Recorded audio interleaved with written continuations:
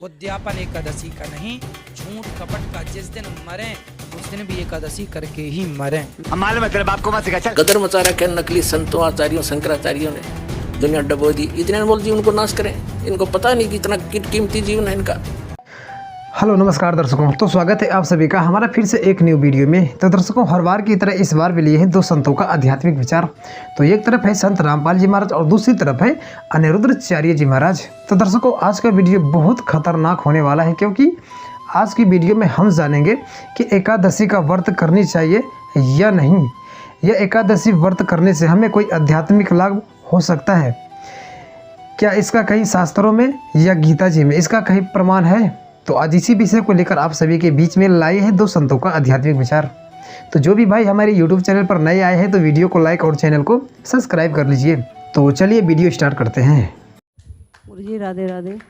राधे राधे। गुरुजी मैं टूंडला से आई हूँ। कहाँ से? टूंडला से, फिरोजाबाद जिला। ठीक है। गुरुजी मैं ये पूछना चाहती हूँ, मुझे 11-12 साल हो गई एकादशी का व्रत करते करते, तो मैं इसका उद्यापन कर सकती हूँ?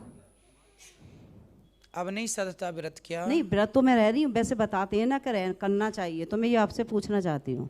उद्यापन का मतलब क्या होता है? बहुत लोग कहते हैं ना कि उद्यापन करना चाहिए, नहीं तो मृत्यु हो जाती है, तो फिर उद्यापन कैसे करोगे, क्या फिर तो वो लटकी रह जाती है एकादशी, तो इसके बारे में पूछना चाहती तो हूँ। कहाँ लटकी रह जाती है फिर? सब लोग बताते हैं गुरुजी।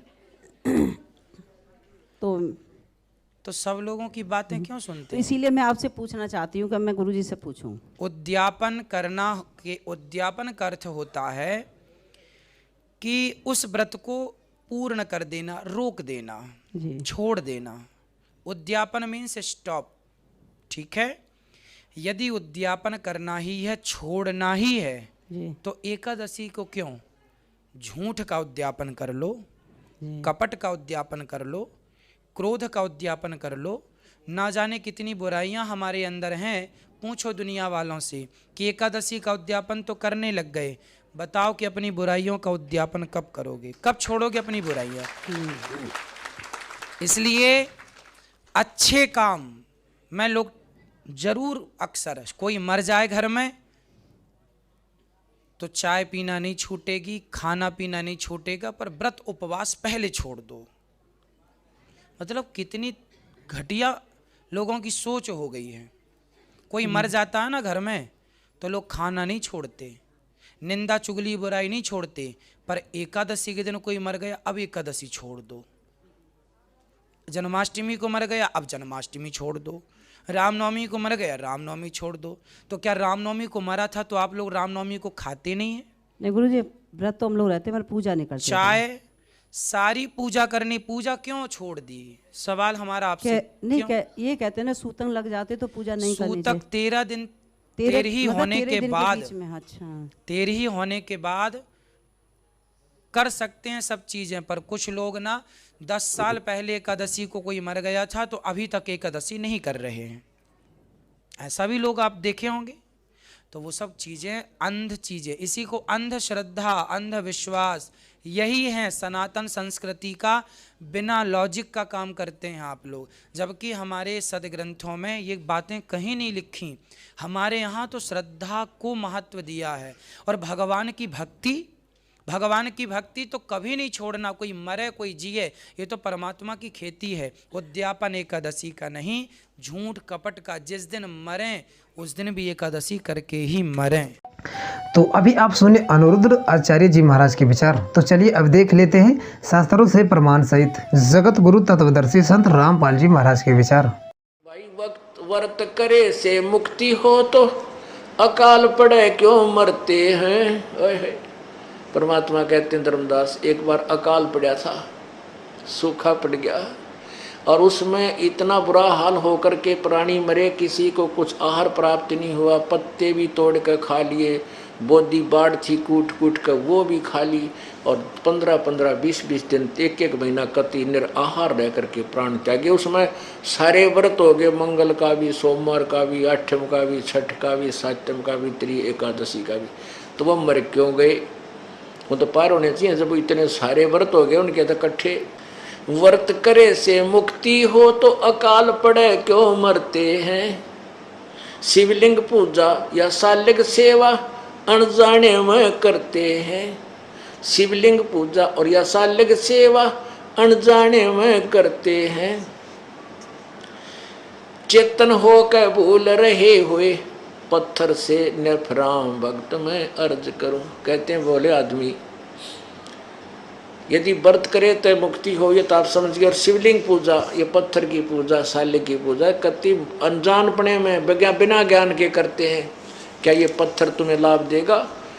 पुण्यात्माओं, जैसे एक सेब की मूर्ति है, सेब के फल की मूर्ति यानी पत्थर या प्लास्टिक की हो, आम की हो, और वो मूर्ति बुरी नहीं, लेकिन वह मूर्ति आम का काम नहीं, आम का चित्र, आम की मूर्ति आम का काम नहीं कर सकती, आम के गुणों से युक्त नहीं। वो चित्र केवल उसकी जानकारी देता है, चित्र होना आवश्यक है। अब जैसे हम बच्चे को पढ़ाते हैं कि आ का आम, चित्र नहीं होगा तो आम न समझे, या तो ओरिजिनल वस्तु हो कि ये है आम। जैसे हम बताएं कि ये पेन, तो चित्र इसका अवश्य होना चाहिए, या तो ये स्वयं हो या चित्र हो, तभी समझेंगे। तो चित्र भगवानों के होना आवश्यक है, लेकिन उस चित्र पर आधारित हो जाना ये मूर्खता है। जैसे आम का चित्र है, आम के चित्र को देख करके उसका इतना अच्छा स्वरूप होता है कि उसको खाने को दिल करता है, उसको प्राप्त करने की चेष्टा होती है, कहीं आम मिल जाए खाऊं। तो उस चित्र के ऊपर आसक्त हो जाना, जैसे आम के फल का चित्र है, और वो उससे पता चलता है कि आम मीठा है, जो फलों का राजा है, तो इसके गुण गाएं जा, और उस आम के चित्र पर माथा टेकें जा, उसकी आरती करें जा, उसको धूप दीप करता रहे। क्या वो आम प्राप्त हो जाएगा? नहीं। वो चित्र में जो आम है उसको ओरिजिनल को पता कर, वो कैसे विधि है, उसकी विधि न्यारी है। वो चित्र वाले आम को प्राप्त करने की उसकी विधि है कि पहले मजदूरी कर, फिर जेब में पैसे लेकर बाजार में जा और आम पुकार और लेकर फिर खा। ये पत्थर जो शिवलिंग तू लिए फिरता है, जो तू भगवान शालिग्राम विष्णु जी की मूर्ति ले रहा है, इस मूर्ति से, ये मूर्ति भगवान की है, ये भगवान नहीं है। ये मूर्ति सेब की है, ये सेब नहीं है मूर्ति। ये मूर्ति वाला जो चित्र तू लिए फिरता, भगवान विष्णु की मूर्ति चांदी की बना रखी है, चाहे पत्थर की ले रहा है, ये भगवान विष्णु नहीं है, ये उसकी केवल मूर्ति है। आप उस भगवान